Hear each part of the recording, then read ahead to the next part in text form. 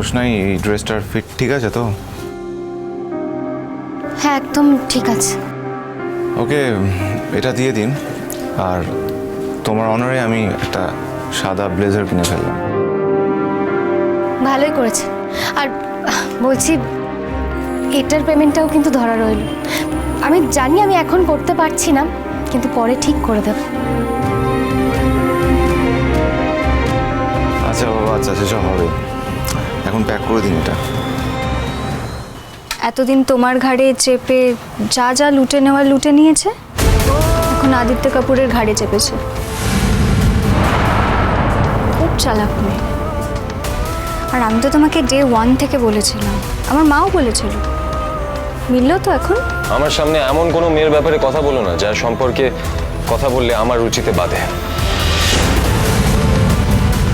বলছি আপনারা প্লিজ জামা কাপড়গুলো গাড়িতে তুলে দিন। এসো গরিমা।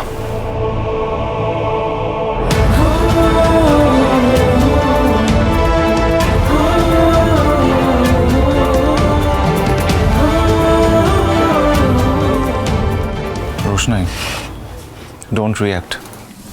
অকারণে রিয়্যাক্ট করো না। কি জানো তো, মানুষ তার রুচি অনুযায়ী কথা বলে। আমি আমার জীবনে অনেক মানুষকে দেখেছি, তাই মানুষ চিনতে আমার কোনো ভুল হবে না। আমি জানি তুমি কী ধরনের মেয়ে। আমি তো দেখলাম কত কষ্ট করে তোমাকে রাজি করিয়েছে এই দোকানে আনতে। রিয়্যাক্ট করো না, আপসেট হয় না, ওকে?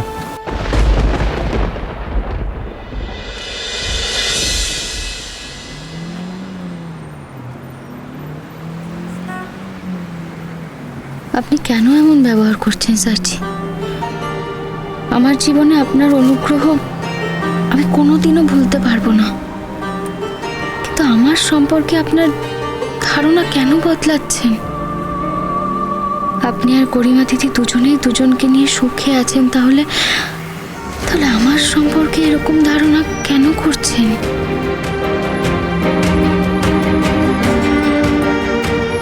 রোশনাই, সব ঠিক আছে?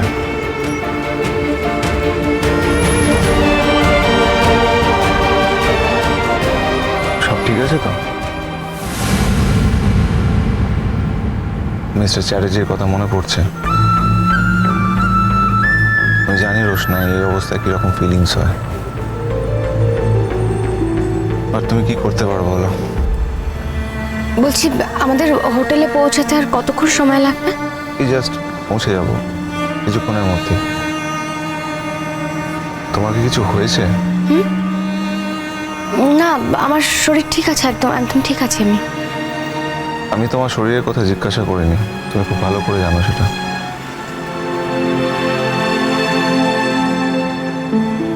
এখন কি করব আমি? জীবনের এই সন্ধিক্ষণে আমি আপনাকে আশা করিনি স্যারজি। রোশনাই সোম থেকে রবি প্রতিদিন রাত 10টায় স্টার জলসায় ও জিও হটস্টারে।